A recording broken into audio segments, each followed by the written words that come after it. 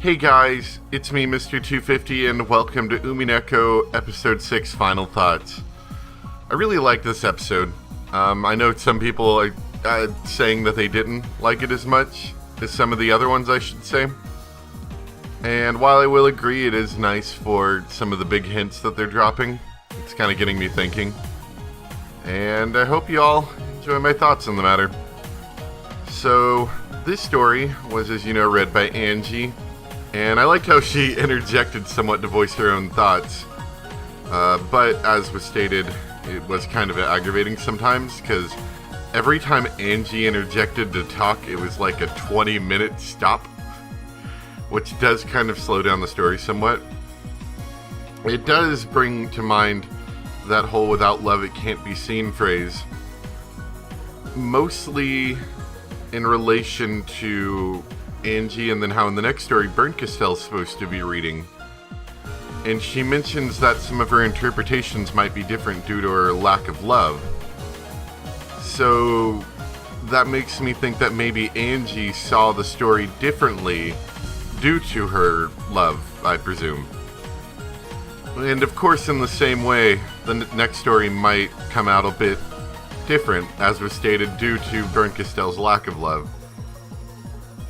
I was trying to think back on some of the other stuff, and I totally forgot that at the beginning of this chapter, Battler was really annoyed that Beto wasn't Beto, I guess, best way to put that. And he was a really big jerk to her. And then about halfway through the game, he started being nice to her again, and I don't really remember why. Maybe if you guys could enlighten me on that. It was kind of out of the blue. He started being nice to her again. And then at the end, Beto got her memory back. Was that really explained much, or is that another kind of spoiler that I'm going to figure out? Or maybe I just kind of missed it. I don't know. But she was able to emulate the original Beatrice, which I think ended up helping Battler some. The moral of the story from this episode is don't feel bad for Erica, because Erica's a jerk. And Battler really, really underestimated her, which I think shows some compassion from him. Like, he kind of felt like she got a really bad end of the stick here. But that was a bad move, because he got stuck in a logic error that went on for quite some time, which I feel like in future games could change Battler pretty drastically, I would think, just due to the fact that he was locked in that logic error for a long time, is how I think it was explained as. So he had a long time to think about making bad tape decisions. And as a last thought, I kind of missed it until people were talking about it in the comments, but Erica's execution actually does give you a little bit more information about what happened during the, quote, Rokinjima incident. They mention an explosion, which, as was explained, goes along pretty nicely with some of the other bits of information. I remember something about when Angie visited the island, she was having trouble, finding things. Which is kind of weird, because it's been, it hasn't been, hundreds of years. It's been, maybe just, 10 or 15 odd years or something like that. Something like that. So, while it might be decrepit, I wouldn't see the house not standing as a large structure still. So that comes across as kind of strange. And then, with the police not being able to find any evidence, it kind of comes across as the police are incompetent kind of thing. But it would actually be more easily explained with this new idea of there being just a massive explosion wiping out a lot of stuff. Because at the time that the game took place, I don't think forensics were very detailed. They could take fingerprints and stuff like that, but if a bomb blew up everything, there's not a lot you can get from that. Not at that time anyway, I don't think. So they were left without a lot of real information.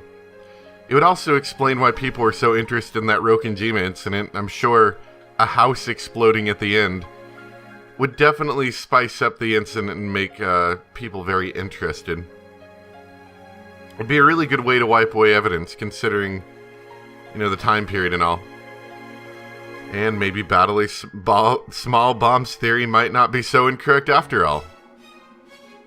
Anyway, that's all I've got for right now. But if anyone has any questions for me to answer or information to add, just let me know in the comments. And with that, I think we will be moving on to Chapter 7 next. The wait has been a bit longer than I thought, due to some nasty weather that's been coming through on the east coast of United States. And I was kind of nervous about making any videos. I kind of wanted to wait until I was pretty sure the power grid was going to be stable, because during a really stormy night we had on about Saturday, the power was kind of flickering off every, I don't know, hour or so.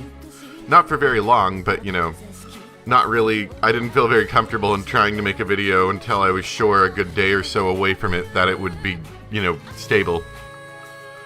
And as a final note, I appreciate all the comments and help with the music and portraits and just everyone watching. It really means a lot. So, thanks for listening. Hope you enjoyed. Moving on to Chapter 7. We are 3/4 of the way through the game. It's kind of surreal looking back and realizing how long I've been doing this. But more mystery, or maybe lack of mystery, understanding perhaps, awaits. Thanks for listening. これ何か扉に貼ってありますよ。これは何？これは何？ねえ何？ガートルード。金系いとこ部屋のガムテープの封印と知りたまえ。Oh yeah! Very good. That's one. One more. こっちの扉のは？金系隣部屋のガムテープの封印と知りたてまつれ。Oh, very good. Very good. So, だから